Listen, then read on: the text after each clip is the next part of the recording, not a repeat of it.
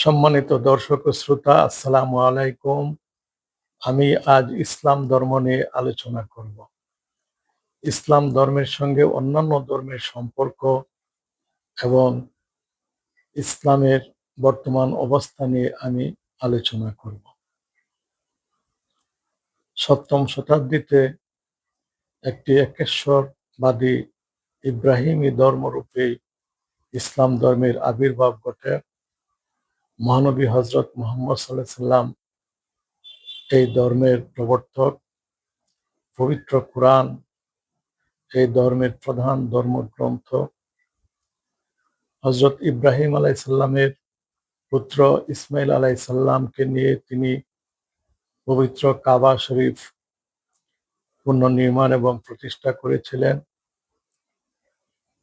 হজরত ইব্রাহিম আলাইসাল্লামের কাবা পুনর্নির্মাণের প্রায় 2000 বছর পর মহানবী হজরত মুহাম্মদ সাল্লাল্লাহু আলাইহি সাল্লামের মক্কায় আগমন। মক্কার কাবা শরীফ তখন মূর্তি পূজা হতো। 360টি মূর্তি স্থাপন করে সেখানে মানুষ ইবাদত উপাসনা করত। কাবা গৃহে কোনো আল্লাহর ইবাদত উপাসনা হতো না। যে উদ্দেশ্য নিয়ে হজরত ইব্রাহিম আলাইসাল্লাম কাবা শরীফ প্রতিষ্ঠা করেছিলেন, সেই কাবা গৃহে মূর্তি পূজার প্রচলন ঘটে। লাত, মানাত, উজ্জা এগুলি ছিল প্রধান দেব দেবী। আরবরা তখন বেশিরভাগ আরব বহু দেববাদ বা বহু ঈশ্বরবাদে বিশ্বাসী হয়ে ওঠে। তারা হজরত ইব্রাহিম আলাইসাল্লামের প্রচলিত একেশ্বরবাদ, তাওহীদ ভুলে যায়। তারপরও কিছু মানুষ তখন ছিলেন যারা এক আল্লাহর উপাসনা করতেন। এদের মধ্যে কিছু ইহুদি এবং খ্রিস্টান ছিল। তারপর হানিফ ধর্মাবলম্বী কিছু মানুষ ছিলেন যারা এক ঈশ্বরের উপাসনা করতেন। সপ্তম শতাব্দীতে মহানবী হজরত মুহাম্মদ সাল্লাল্লাহু আলাইহি সাল্লাম হেরা গুহায় প্রথম ওহী লাভ করেন। ওহী লাভ করার পর তিনি সেটি প্রথম তার আত্মীয় স্বজন এবং পরিবারের লোকদের কাছে তার একত্ববাদী ধর্মের কথা প্রচার করেন। তারপর তার আশেপাশে বন্ধু বান্ধব বা তার এলাকায় যারা গণ্যমান্য ব্যক্তি ছিল তাদের কাছে তিনি ইসলাম ধর্ম প্রচার করেন। এতে বহু দেববাদে বিশ্বাসী, মূর্তি পূজায় বিশ্বাসী আরবের নেতৃবৃন্দ, মক্কার নেতৃবৃন্দ মুহাম্মদ সাল্লাল্লাহু আলাইহি ওয়াসাল্লামের উপর ক্ষিপ্ত হয়ে ওঠেন এবং তারা হযরত মুহাম্মদ সাল্লাল্লাহু আলাইহি ওয়াসাল্লাম এবং তার আত্মীয় স্বজনকে বয়কট করেন। ওই সময় নবীর চাচা আবু তালিব এবং তার স্ত্রী হযরত খাদিজা রাদিয়াল্লাহু আনহা নবীকে বিশেষভাবে সাহায্য সহযোগিতা করেন। তারপরেও যারা প্রথম দিকে মুসলমান হয়েছিলেন বেশিরভাগই দরিদ্র শ্রেণীর অভিজাত শ্রেণী তাকে বয়কট করে। সেই মুসলমানরা নির্যাতন এবং নিপীড়নের শিকার হয়। তখন নবী করিম সাল্লাল্লাহু আলাইহি ওয়াসাল্লাম তাদেরকে আবিসিনিয়ায় হিজরত করার পরামর্শ দেন। তারপরও নবীর উপর নির্যাতন ক্রমান্বয়ে বাড়তেই থাকে। নবীর প্রচার কার্যে মক্কার কুরাইশ সম্প্রদায়ের নেতৃবৃন্দ বিশেষ করে আবু জাহেল, আবু সুফিয়ান প্রবল বাধা প্রদান করে। তখন নবী করিম সাল্লাল্লাহু আলাইহি ওয়াসাল্লাম মক্কা থেকে হিজরত করে মদিনায় চলে যান। মদিনার লোকজন তাকে সাহায্য করেন, তাদেরকে আনসার বলা হয়। আর যারা মক্কা থেকে মদিনায় হিজরত করে যান তাদেরকে মুহাজির বলা হয়। আনসার এবং মুহাজির এই দুই দল মিলে আবার মদিনাতে সংগঠিত হতে থাকেন। কিন্তু মক্কার লোক হযরত মুহাম্মদ সাল্লাল্লাহু আলাইহি সাল্লামের অস্তিত্ব নির্মূল করে দেওয়ার জন্য মদিনায় আক্রমণ করতে উদ্যত হয়। তখন ইসলামের ইতিহাসে প্রথম যুদ্ধ বদর যুদ্ধ সংগঠিত হয়। বদর যুদ্ধে মক্কার কাফেরদের শোচনীয় পরাজয় ঘটে। তার পরের বছর উহুদের যুদ্ধ হয়। উহুদের যুদ্ধের সুবিধা করতে না পারে মক্কার কাফেররা অবরোধ তুলে নেয়। মদিনার কোনো ক্ষতি সাধন করতে পারে নাই। এভাবে অনেকগুলি যুদ্ধে, তারপর খন্দকের যুদ্ধ, সেই আবু সুফিয়ানের নেতৃত্বে মক্কার কুরাইশরা মক্কা মদিনা অবরোধ করে। আশেপাশের বহু বেদুইন এবং ইহুদিরা তাদেরকে সহযোগিতা করে। সেই যুদ্ধেও মহানবী কাফেরদেরকে পরাজিত করেন এবং মুসলমানদেরকে সংগঠিত করে আরো শক্তিশালী হতে থাকেন।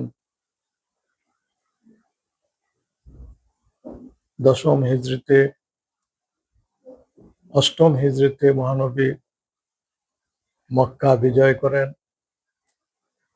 দশম হিজরিতে তিনি আরাফার ময়দানে বিদায় হজ করেন এবং সেখানে তিনি মুসলমানদেরকে বিশেষভাবে কতগুলি উপদেশ দেন, নির্দেশনা দেন এবং ভবিষ্যতের পথ নির্দেশ প্রদান করেন। তারপর 30 বছর বয়সে নবুয়তকালে মহানবী জীবন অবসান ঘটে। হযরত আবু বকর রাদিয়াল্লাহু আনহু নবীর উত্তরাধিকার বা প্রথম খলিফা হন। এভাবে ইসলামী খেলাফতের যুগ শুরু হয়। প্রায় 30 বছর এই খেলাফত টিকেছিল। মহানবী হযরত মুহাম্মদ সাল্লাল্লাহু আলাইহি সাল্লামের জীবদ্দশায় প্রায় সমগ্র আরব উপদ্বীপের মানুষ ইসলাম ধর্ম গ্রহণ করেছিলেন। খেলাফতের পর উমাইয়া শাসন শুরু হয়। তারপর আব্বাসীয় শাসন। উমাইয়া এবং আব্বাসীয় শাসনে ইসলামের ব্যাপক প্রসার ঘটে। মুসলমানরা স্পেন থেকে সিন্ধু পর্যন্ত এক বিশাল সাম্রাজ্য গড়ে তোলেন। সেখানে তাদের বহু সামরিক বিজয়, অর্থনৈতিক এবং বাণিজ্যিক সম্পর্ক এবং বহু ইসলাম ধর্ম প্রচার করেন। ফলে সমগ্র পৃথিবীতে ইসলাম ধর্ম ছড়িয়ে পড়ে। 1258 খ্রিস্টাব্দে আব্বাসীয় শাসনের পতন ঘটে। হালাকুকা বাগদাদ আক্রমণের পর তারপরও মুসলমানরা ঘুরে দাঁড়ায়। অটোমান সাম্রাজ্য প্রতিষ্ঠিত হয়। 1400 খ্রিস্টাব্দের শুরু হয় সেই অটোমান সাম্রাজ্য। অটোমানরা উসমানিয়া সাম্রাজ্যের শাসকগণ কনস্টান্টিনোপল জয় করেন এবং বাইজান্টাইন সাম্রাজ্যের পতন ঘটে। রোমান সাম্রাজ্যের পতন ঘটে এবং মুসলমানরা পারস্য অধিকার করেন। এভাবে একটি বিশাল মুসলিম সাম্রাজ্য গড়ে ওঠে। বর্তমানে পৃথিবীতে প্রায় 200 কোটি মুসলমান রয়েছে। এদের অধিকাংশই মধ্যপ্রাচ্যে, এশিয়া এবং উত্তর আফ্রিকায় বাস করেন, ইউরোপ, আমেরিকা, সোভিয়েত ইউনিয়ন প্রায় সকল দেশে মুসলমানদের বহু সমাজ গড়ে উঠেছে। মুসলমানরা সেখানে তাদের ধর্ম কর্ম পালন করে থাকেন। ইসলামের ভিত্তি হলো পবিত্র কোরআন এবং মহানবী হযরত মুহাম্মদ সাল্লাল্লাহু আলাইহি সাল্লামের জীবন আদর্শ এবং তার নির্দেশনাবলী, যাদেরকে সুন্নাহ বলা হয়, যেগুলি হাদিস এবং সিরাত গ্রন্থে সংরক্ষিত হয়েছে। ইসলাম ধর্মে দুটি সম্প্রদায়ের উৎপত্তি ঘটে, সুন্নি এবং শিয়া। এটি একটি রাজনৈতিক বিভাজন ছিল। মহানবী হযরত মুহাম্মদ সাল্লাল্লাহু আলাইহি সাল্লামের পর 4 খলিফাকে সুন্নিরা বৈধ শাসক হিসেবে গ্রহণ করেছে, কিন্তু শিয়ারা প্রথম 3 জনকে অস্বীকার করে হযরত আলীকে তারা মহানবীর উত্তরাধিকার হিসেবে গণ্য করে। মুসলমানদের এই বিরোধ কালক্রমে সামাজিক, পারিবারিক, সাংস্কৃতিক বিভিন্ন ক্ষেত্রে ছড়িয়ে পড়ে। মুসলমানদের ওই দুই গ্রুপের আকীদা বিশ্বাসেও বেশ বৈসাদৃশ্য দেখা যায়। পৃথিবীতে প্রায় ৮০ থেকে ৯০% মুসলমানই সুন্নি সম্প্রদায়ের অন্তর্ভুক্ত, আর বাকি প্রায় ১০% শিয়া সম্প্রদায়ের অন্তর্ভুক্ত। যাই হোক, মুসলমানদের একটি কালচার আছে, সংস্কৃতি আছে। তাদের ধর্ম কতগুলি নিয়ম কানুনের বিশ্বাসের উপর চলে। মুসলমানদের একটি শরিয়া আছে, যা মুসলমানদের জীবনকে, মুসলমানদের সংস্কৃতি, সমাজ ব্যবস্থাকে প্রভাবিত করে। মুসলমানদের ইসলামের প্রধান মৌলিক বিশ্বাসগুলি হলো আল্লাহর প্রতি ঈমান,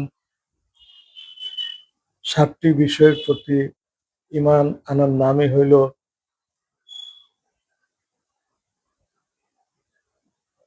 7টি বিষয়ের উপর বিশ্বাস স্থাপন করাই হইল ঈমান। আল্লাহর উপর বিশ্বাস স্থাপন করা, ফেরেশতাদের উপর বিশ্বাস স্থাপন করা, আল্লাহর রসুলদের প্রতি বিশ্বাস করা এবং রসুলদের প্রতি যে কিতাব দেওয়া হয়েছে, তৌরাত, জবুর, ইনজিল এবং কুরআন, সেগুলিকে বিশ্বাস করা, তকদিরে বিশ্বাস করা, ভালো মন্দের মালিক আল্লাহ,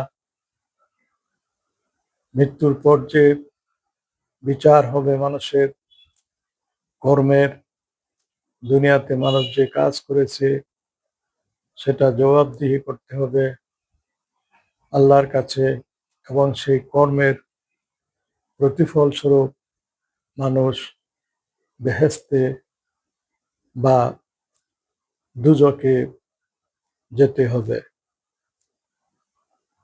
আর 7ম বিশ্বাস হলো মৃত্যুর পর পুনরুত্থান। মৃত্যুর পর প্রতিটা মানুষকে আল্লাহ পাক পুনর্জীবিত করবেন তার হিসাব নিকাশ গ্রহণ করার জন্য। মুসলমানদের এই যে বিশ্বাস, এই আকীদা, তার উপরে ভিত্তি করে মুসলমানদের ইবাদত, বন্দেগী, শরিয়া গড়ে উঠেছে। মুসলমানদের সমস্ত কাজকর্মগুলিকে আমরা 2 ভাগে ভাগ করতে পারি, একটি ইবাদত সম্পর্কীয় আর একটি সামাজিক। ইবাদত সম্পর্কীয় নামাজ, রোজা, যাকাত এবং হজ। সামাজিক হলো পারিবারিক, সামাজিক, রাজনৈতিক, অর্থনৈতিক সমস্ত জীবনের প্রতিটি ক্ষেত্রে আল্লাহ এবং আল্লাহর রসুল মুসলমানদেরকে যে নির্দেশনা দিয়েছেন তার উপরই শরিয়া প্রতিষ্ঠিত হয়েছে। বর্তমানে মুসলমান, ইহুদি এবং খ্রিস্টানদের মধ্যে যে বিরোধ দেখা দিয়েছে সেটি যতটা না ধর্মীয়, এর চাইতে এর মধ্যে ব্যবসায়িক, অর্থনৈতিক, সামরিক, ভূ রাজনৈতিক বিষয়টি বেশি পরিলক্ষিত হয়। তারপরেও শিয়া সম্প্রদায় যারা ইমামতে বিশ্বাসী, 12 ইমামের যারা বিশ্বাস করেন, সর্বশেষ ইমাম তাদের ইমাম মেহেদী আলাইহিসসালাম, ইমাম মাহদী আলাইহিসসালামের উপর তারা বিশ্বাস করেন। সেই হিসাবে তারা ইমাম মাহদী আলাইহিসসালাম জেরুজালেম দখল করবেন, বাইতুল মুকাদ্দাস বা মসজিদুল আকসা মুসলমানরা অধিকার করবেন। ইমাম মাহদী আলাইহিসসালামের নেতৃত্বে ইমাম মাহদী আলাইহিসসালামকে তারা শিয়াগণ তাদের দ্বাদশ ইমাম রূপে গণ্য করেন এবং তারা সেই ইমানের প্রতি সম্মান শ্রদ্ধা দেখিয়ে ইহুদিদের বিরুদ্ধে, খ্রিস্টানদের বিরুদ্ধে যুদ্ধ করতে অগ্রসর হয়েছে। কিন্তু সুন্নি বিশ্ব এ বিষয়ে যথেষ্ট পশ্চাৎপদ হয়ে গেছে। মুসলমানদের অধিকাংশই যদিও ইরানিদেরকে সমর্থন করে, কিন্তু মুসলিম রাষ্ট্রপ্রধানগণ ইরানের বিরোধিতা করছে। কাজেই ইহুদি এবং খ্রিস্টানদের পক্ষ যারা অবলম্বন করবে তারা মুসলমানদের যথাযথ প্রতিনিধিত্ব করার যোগ্য নন। এই হিসাবে অধিকাংশ মুসলমান তারা সঠিক পথে আছেন।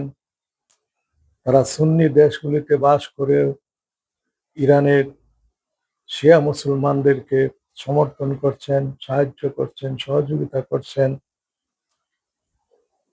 এবং তারা এই যুদ্ধকে একটি ধর্মযুদ্ধ মনে করছেন।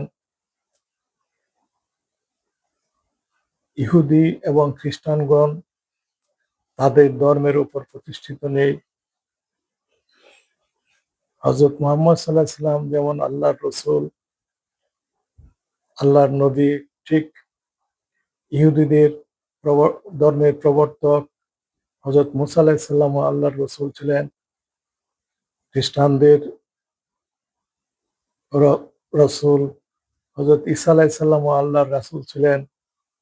কাজেই সেই হিসাবে তারা পৃথিবীতে যে ফিতনা ফাসাদ সৃষ্টি করছে, যে অধ্যত্বপূর্ণ আচরণ করছে, এটি কোনো ধর্মের সঙ্গেই মানায় না। খ্রিস্টান ধর্মের যে রোমান ক্যাথলিকদের যে পোপ আছেন, তিনিও বর্তমান আমেরিকার নেতৃত্বকে